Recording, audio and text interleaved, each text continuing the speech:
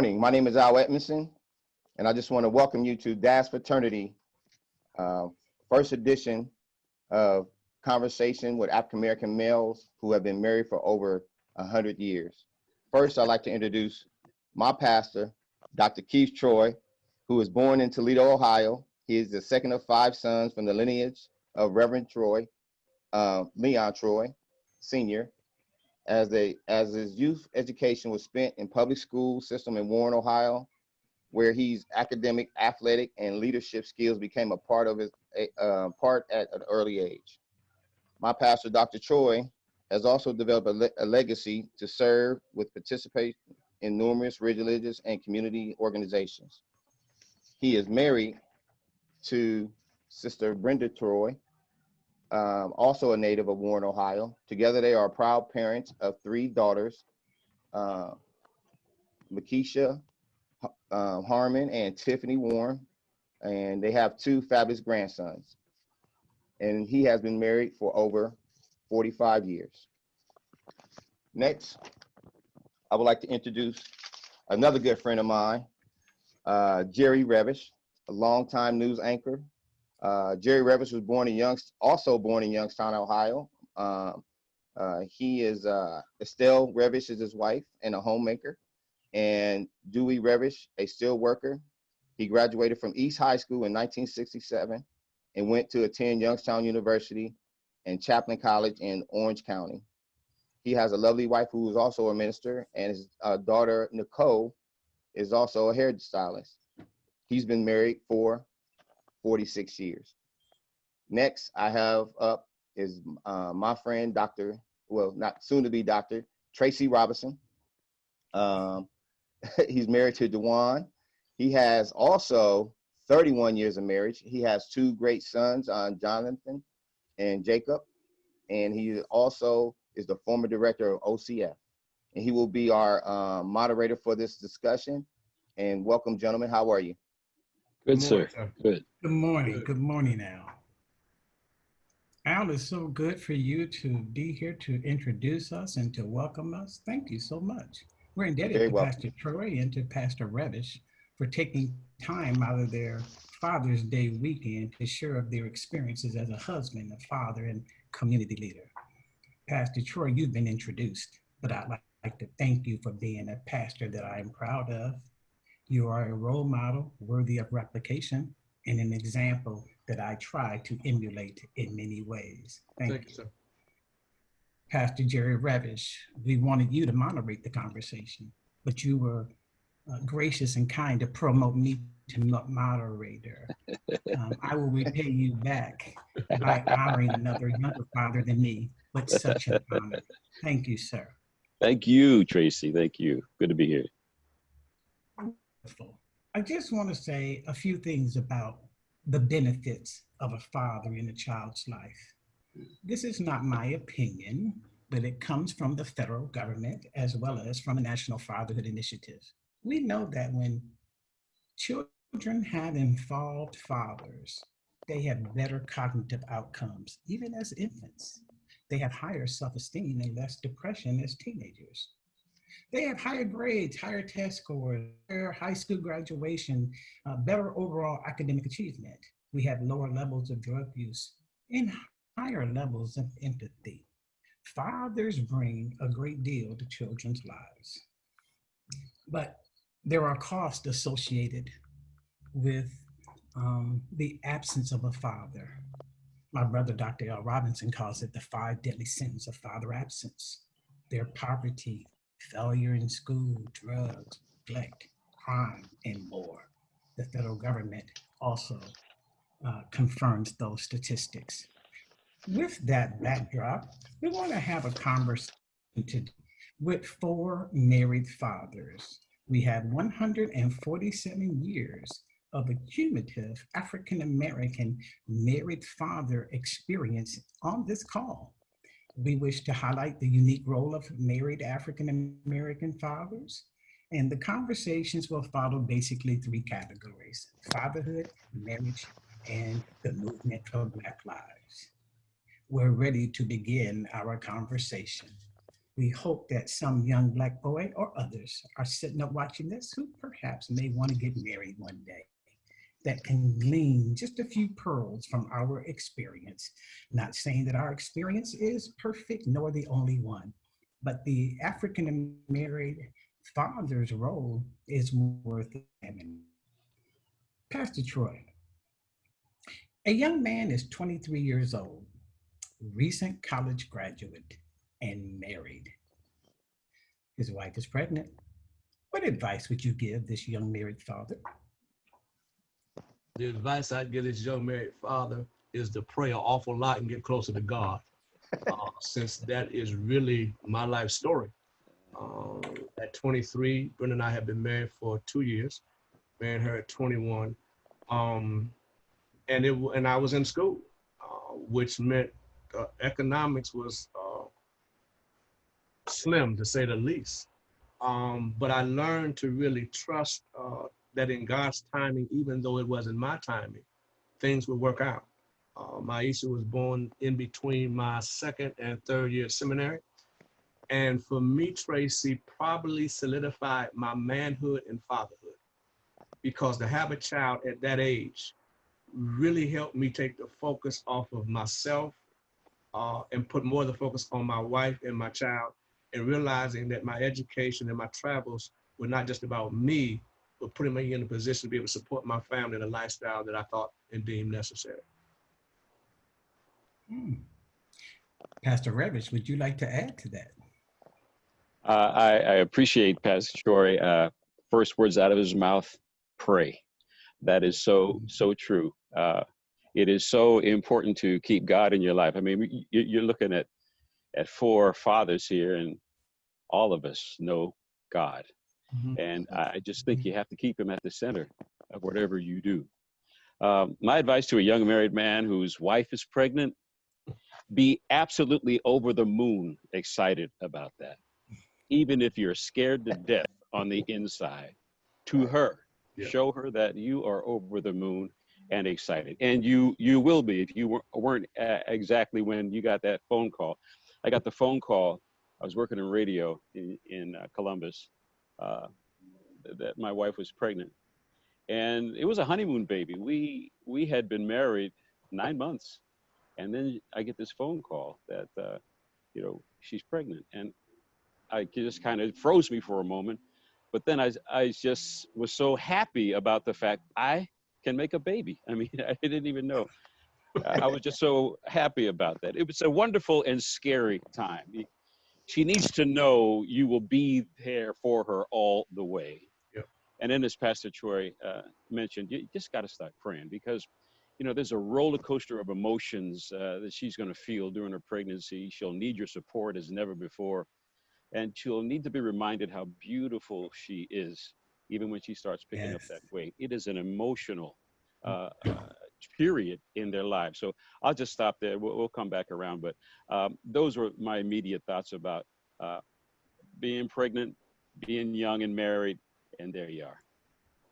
I would like to add a couple more practical things. Sure. I would recommend going to all of the medical appointments possible. I understand you have to work. You don't have to be knowledgeable, but you do have to be present and get information while you're there. Don't be just tagging along. Be a full participant. Al, did you want to add anything? Not really, because we had our children later on, after we had been married for over 6 years. And like you said, I do think it's very important that you attend all the hospital visits. I'm self-employed, and so I have to take that, I got to take time out, a ways to do this, because it was very important to me, because I don't know even if my father did those things back in the day, because after I was born, 2 years later, they were divorced. So, you think a young man, I grew up with my mom majority of the time. So I would have never know, but it's good to know for someone who's out there watching this video that, when you have a wife or a girlfriend, that you are a participant within the whole process. And it also helps the mother, because, you don't want her to miscarriage or anything like that too, because, the stress that's involved in this whole thing. So I think it's very important that you become a participant, and you also become a provider at that time to make things go well for the success of the baby. Thank you, Al. Let's continue down this path of faith. Pastor Troy initiated and said that you should pray and get close to God. You know, Pastor Troy has led manhood and fatherhood workshops at our church at 6 a.m. in the morning on Sundays.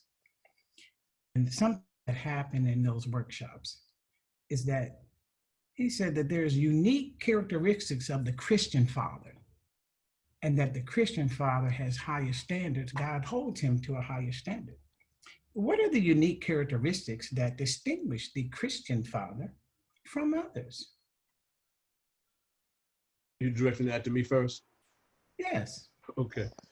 I think, and it's interesting for me to love my family as I feel God loves me, and to demonstrate that, to be more than just saying it, but what I discovered now being a father of 5, your children pay attention to what you do more so than what you say.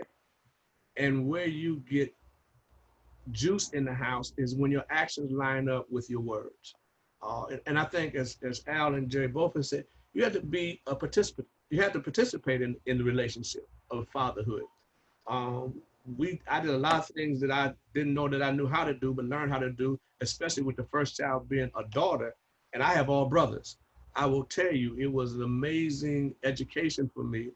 And to this day, I still can't brush girls' hair, but that's not my issue. I had great sister-in-laws, whatever case may be. But I think you've got to be there. You got to be present. And I think also part of the Christian father thing, if my children see how I love their mother and take care of their mother, then they'll demonstrate a confidence in them, and it demonstrates to them how much I love them. I cannot mistreat her and then tell them I love them.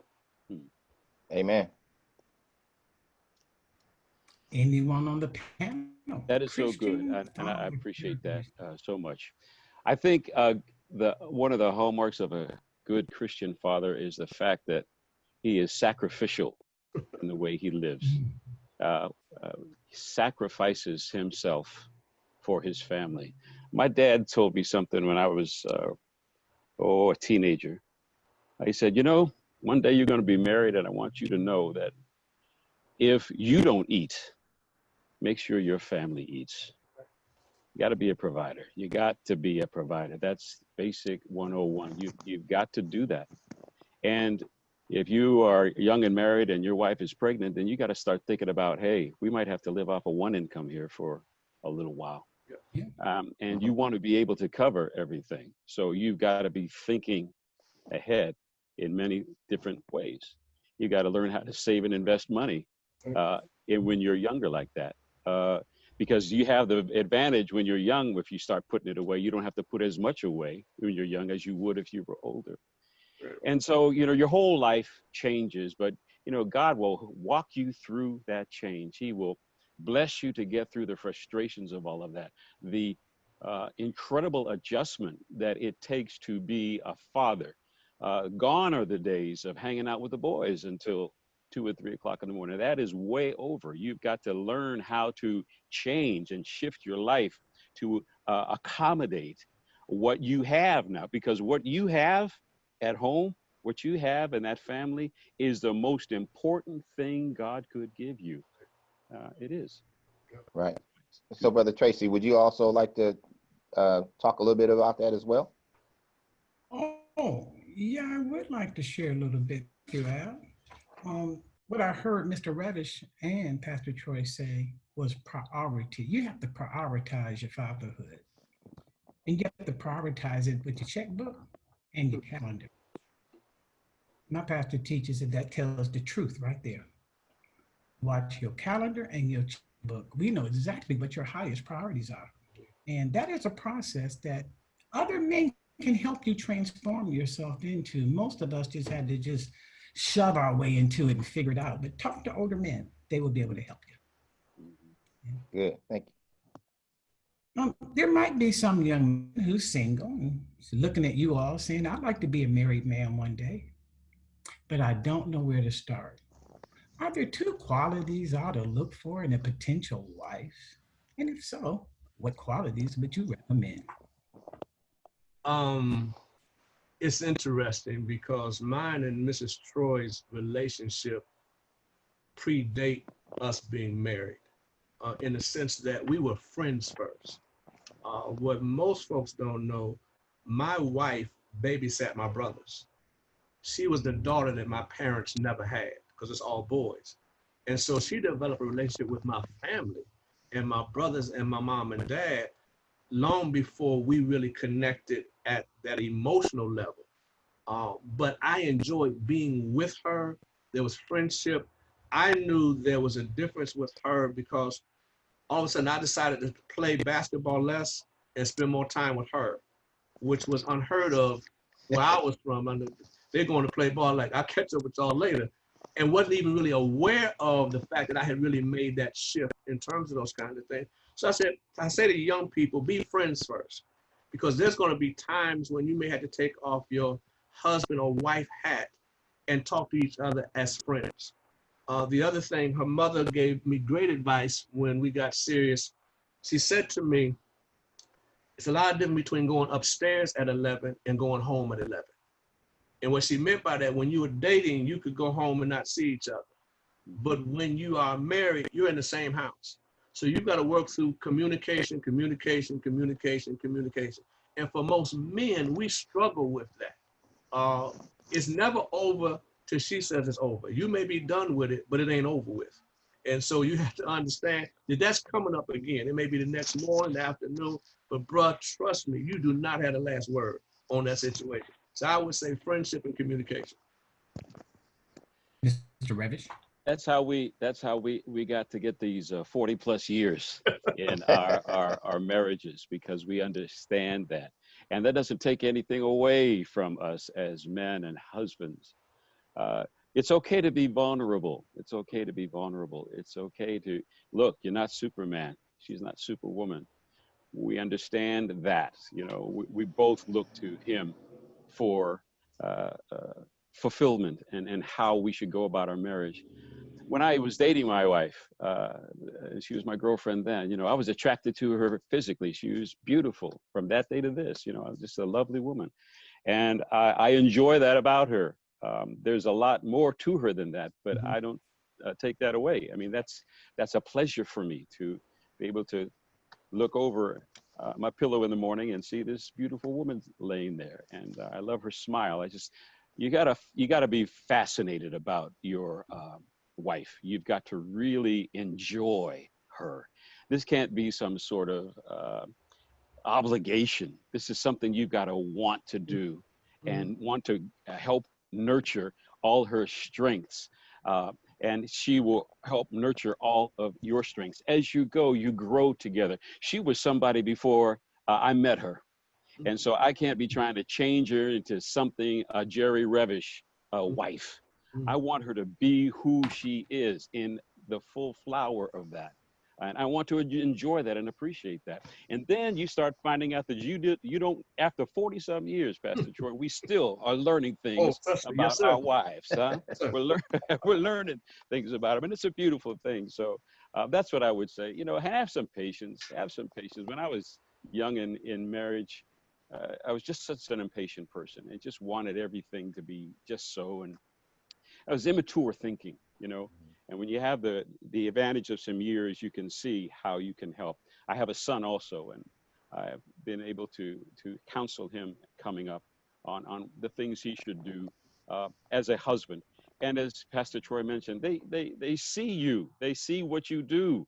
That means more to them than your words.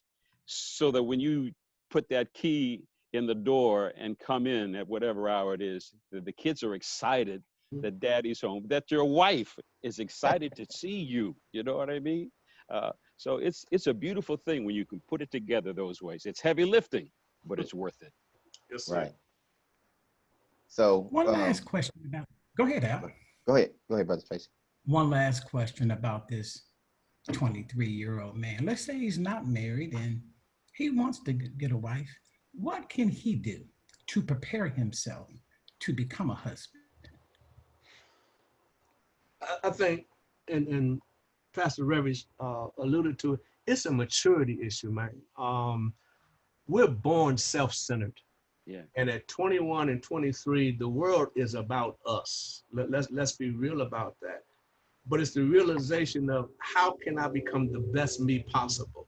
So if he's not married at that time, to begin to develop himself in a mature way, there's a depth to this thing. One of the things that I discovered with my wife was the most important thing to her was security. The fact that I was going to be there. And in order to be there, then I had to be committed to work, to educate, to try to become the best Keith Troy I could be. And I say to young men, don't try to be anybody else. Spend the time developing yourself, because as Jerry has alluded to, once you engage a family, that time for you becomes less and less and less. So to spend the time on the front side now, really developing that time frame in yourself, and you'll be amazed at with that strength, how females will be attracted to you. You don't have to go look for it; it'll find you. Particularly for the man who's preparing himself. Yeah, yes, sir. Yes, sir. Because you'll be such a rarity. I agree with that. And one other thing I would say, go to church. That's a good place to find a wife. And I don't say that just as a selfish thought to go there to find a good girl. But you got to look, if you're going to do this God's way, you've got to find, how can two walk together unless they agree?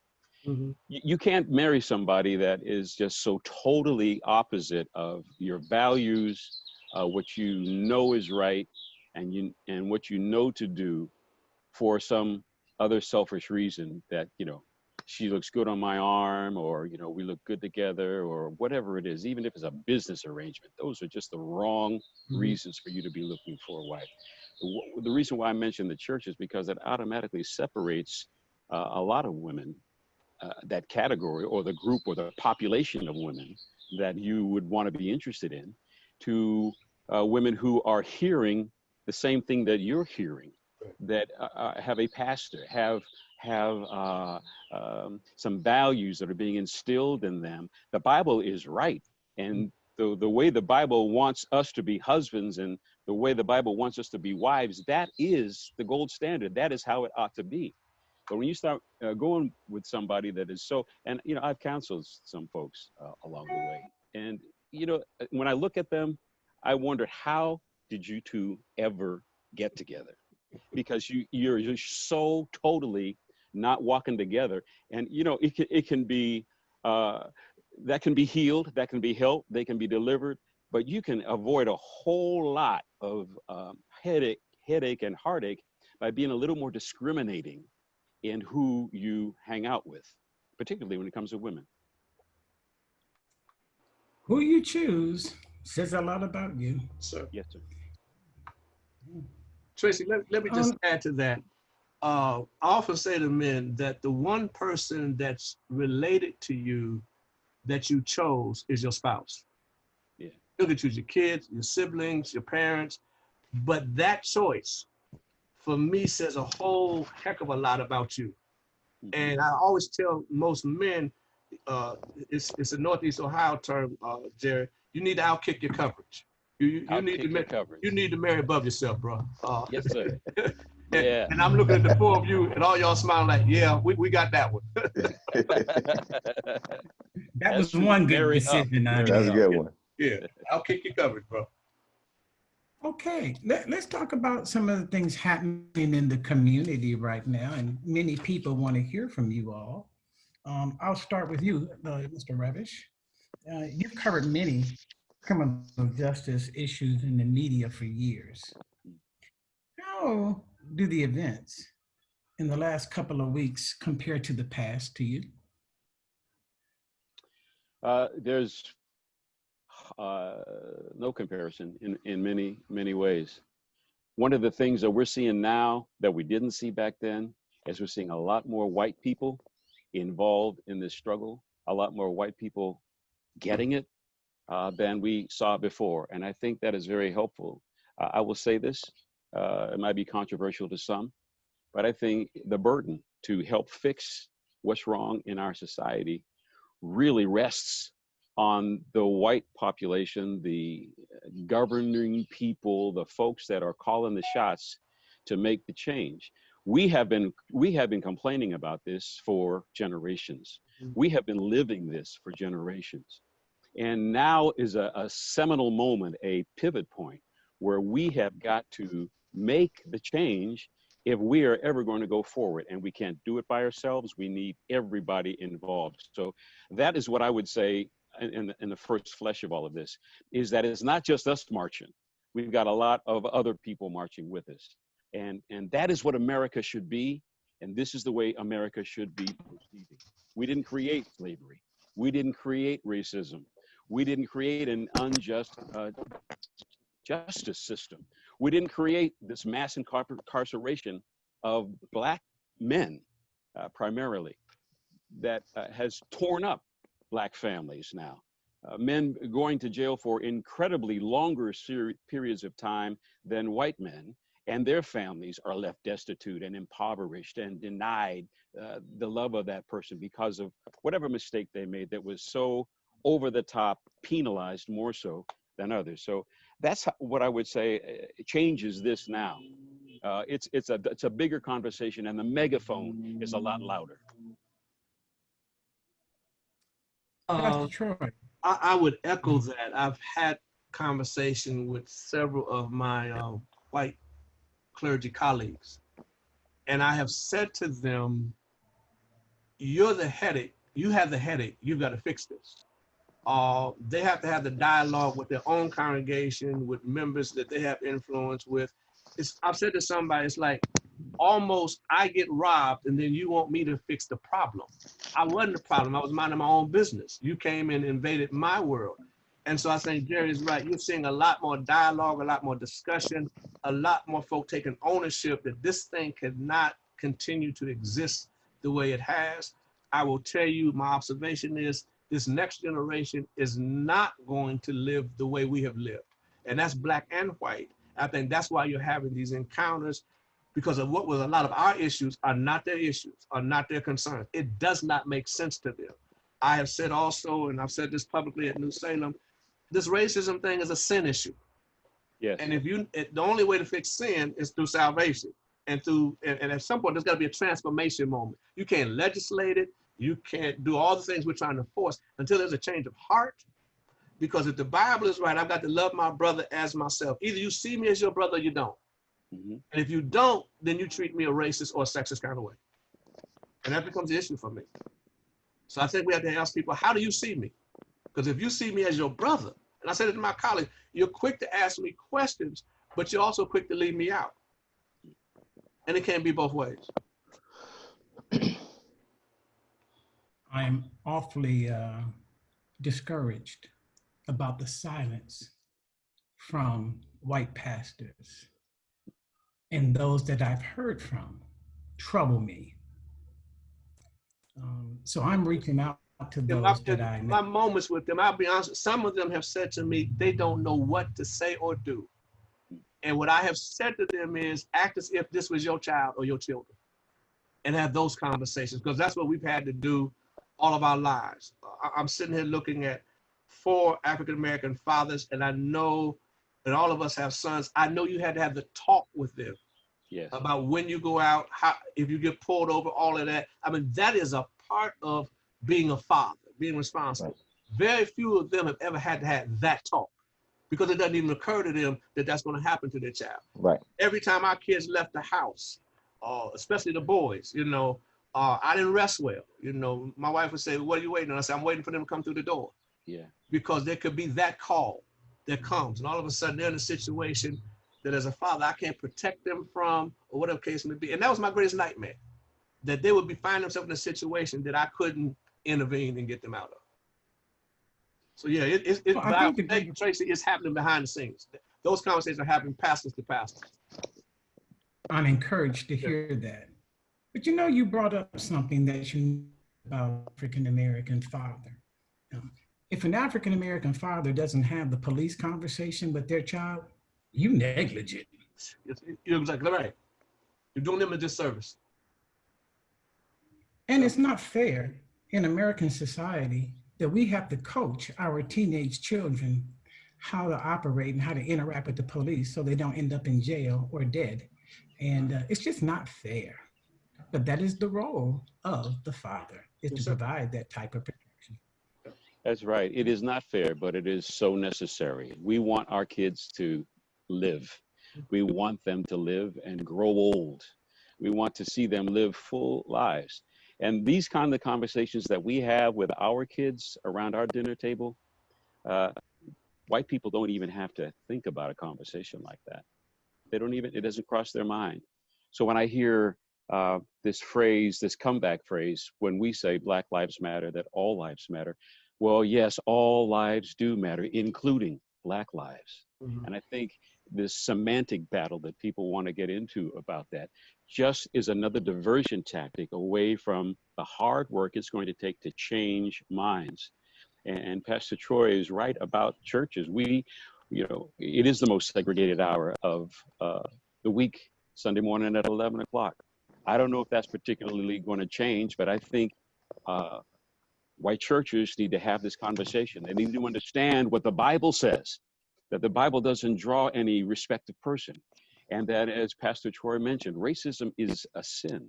It is a sin for you to prefer someone over another for no other reason than their skin color. That is wrong. God doesn't abide that. I mean, what do we think heaven's going to look like? It's not going to be black and white neighborhoods up there, and we've got to teach our own, and they have got to teach their own, that we have got to learn how to live as God would have us live. Love thy neighbor as thyself. Amen. Amen. Well said.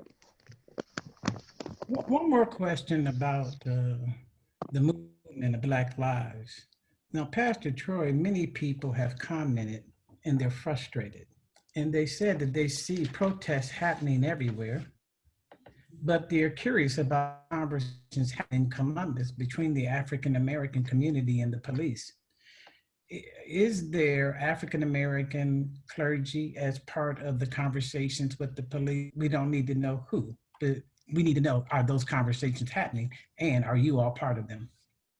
Uh, yes, they are happening. I was in the one on this past Wednesday with several clergy, several representatives of the police department, as well as the sheriff's department. The what made it unique, there were no politicians and there were no media. No offense, Jared. In Yeah, terms that's of fine. that, you know. I'm retired, bro. Yeah, you are exactly right. But it need to be an honest conversation and a listening conversation.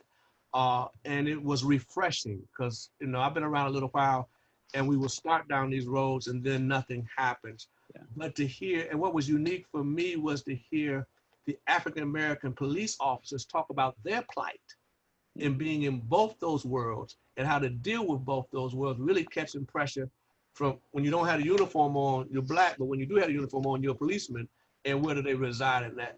So yes, and we came out of that meeting with a decision, it needs to be a continued conversation. I would say to you, Tracy, I'm interested in the long game and not the short game on this. What's going to happen that changes us systemically and systematically? If we're not talking about political changes and accountability, as well as economic accountability and changes, as well as all of those things have to move together. It can't just be one thing. I've said to those who come to me about protests, I said, after the protest, what?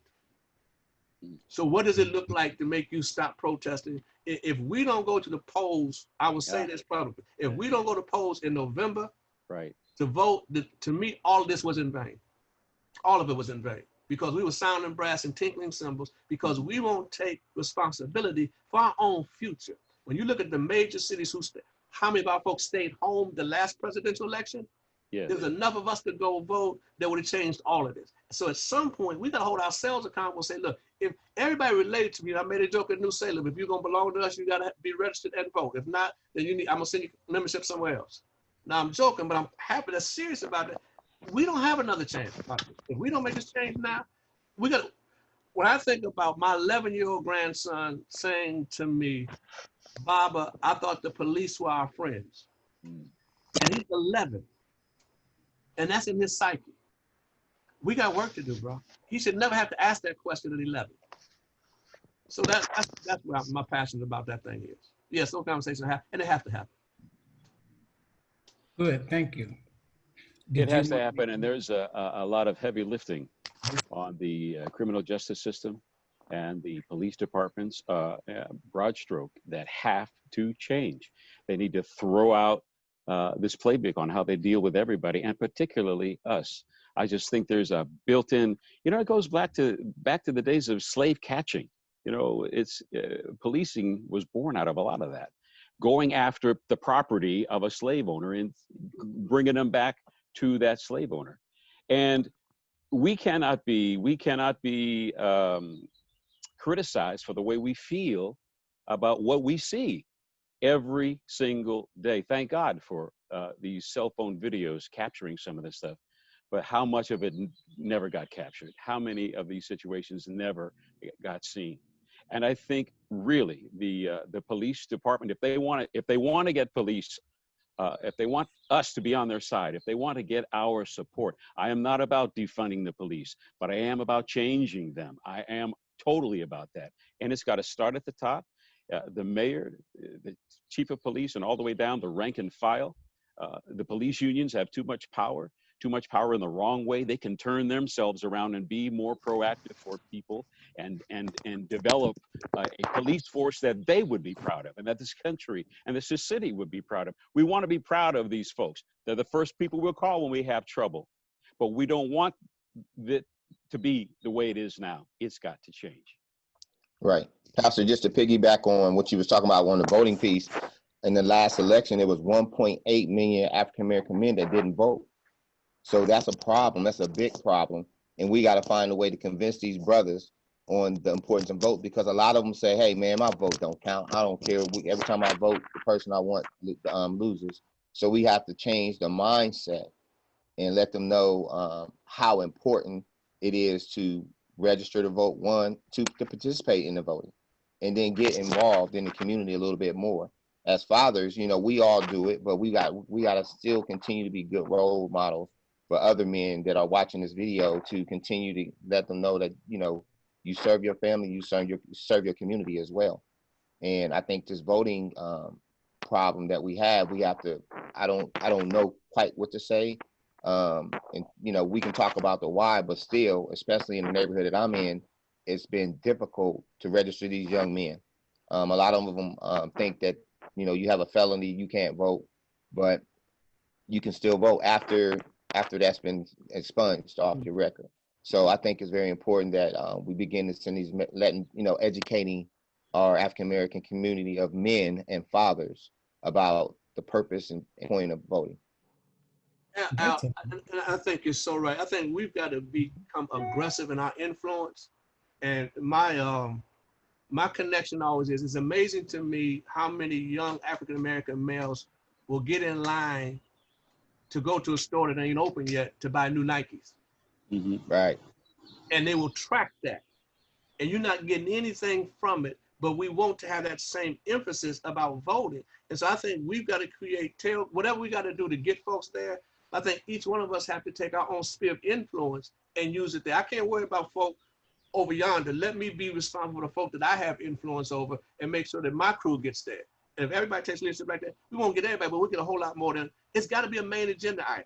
It's got to be. We can't afford for this not to be. The only other thing I want to say, I was laughing, Deacon Robinson.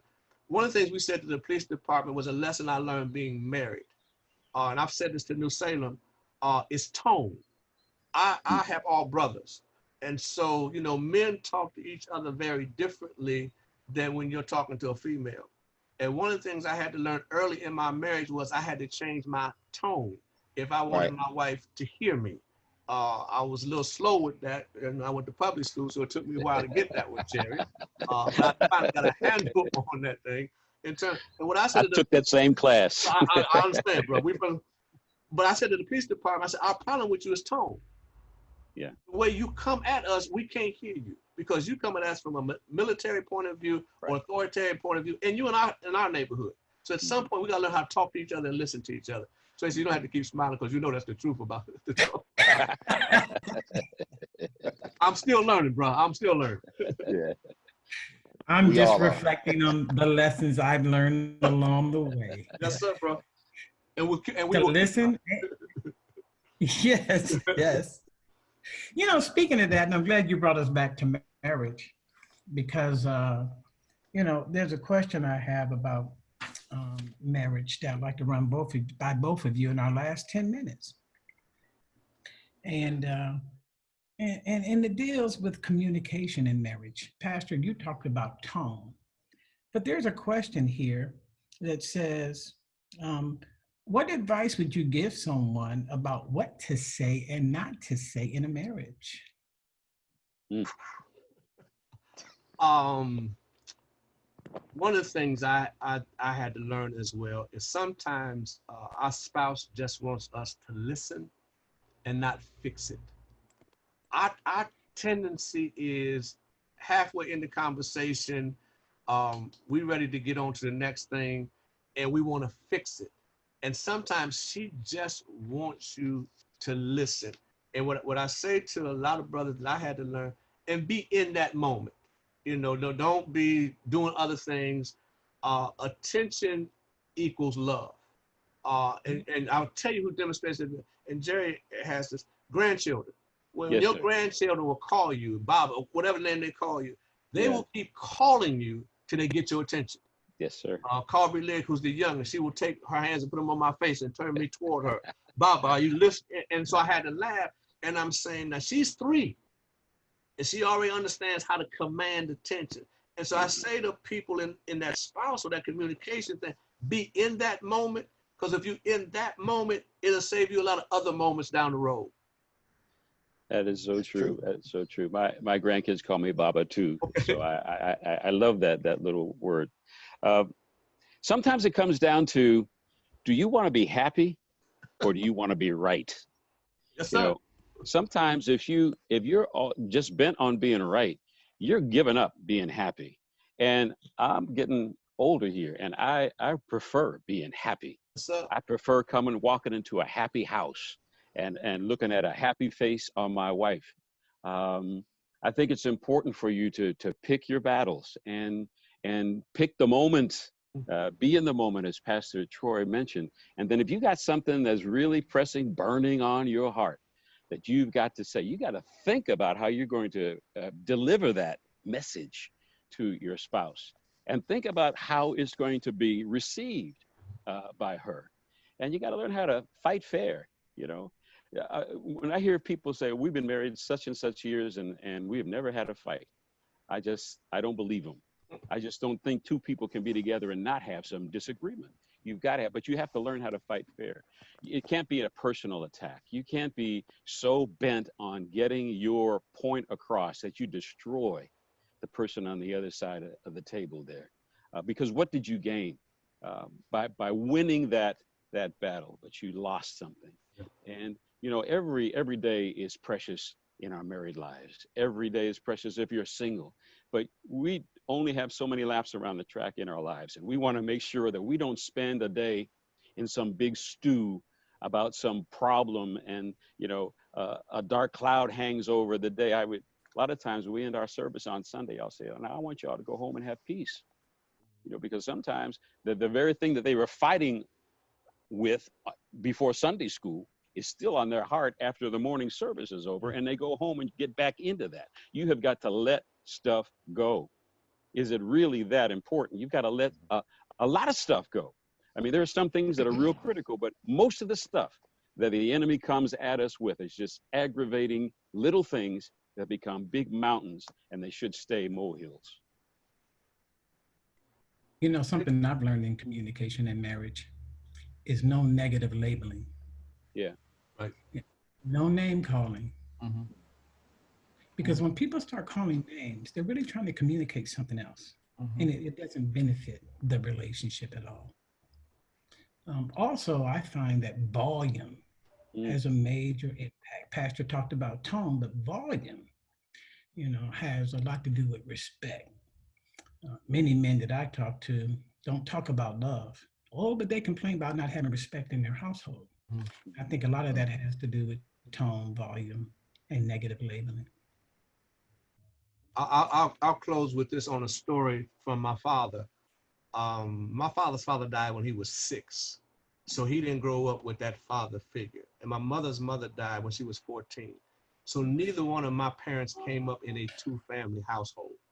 But their commitment to us was that we would have a strong two-family.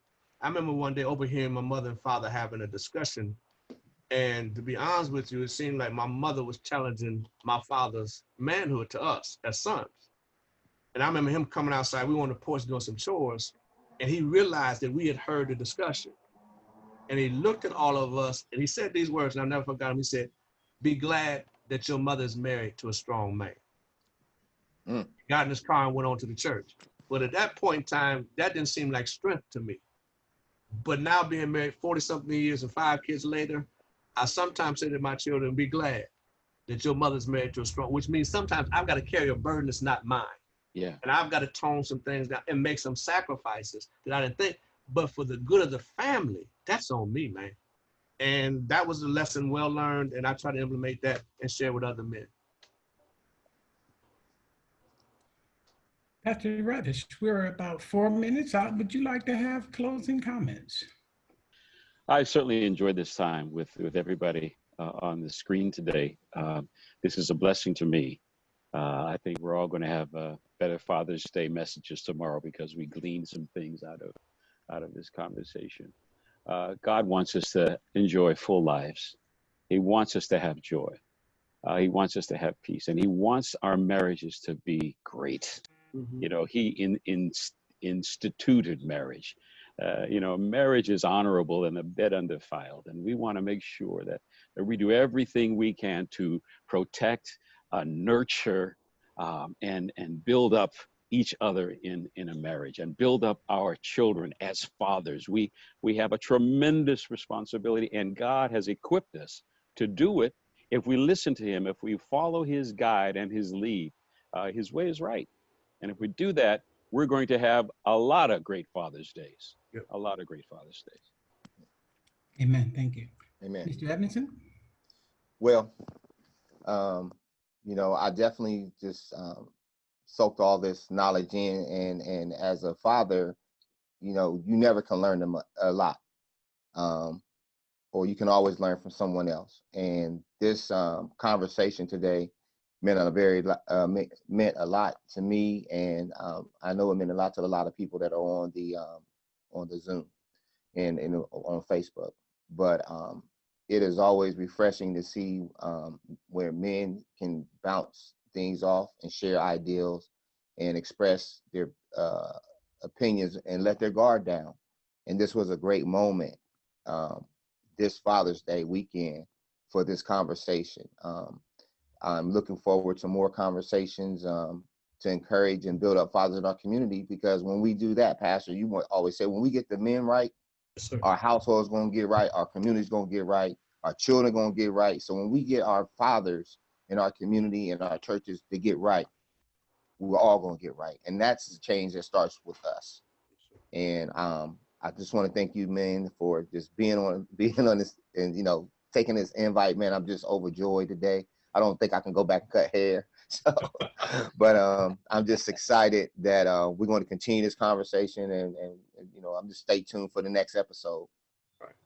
Appreciate you. Well, gentlemen, Pastor Troy, as always, I'm indebted to you. Thank you for your time. Thank you for your sacrifice. And most of all, thank you for your example. Appreciate it. Pastor Jerry Reddish, thank you for your time, sir. You could be doing 100 things, but you chose to be here with us. We are hopeful that our message today went out to people that said, if you want to become a married father, you can, and you can sustain it. As we approach this Father's Day, I want to acknowledge all fathers, grandfathers, uncles, whoever has stood in the office of father.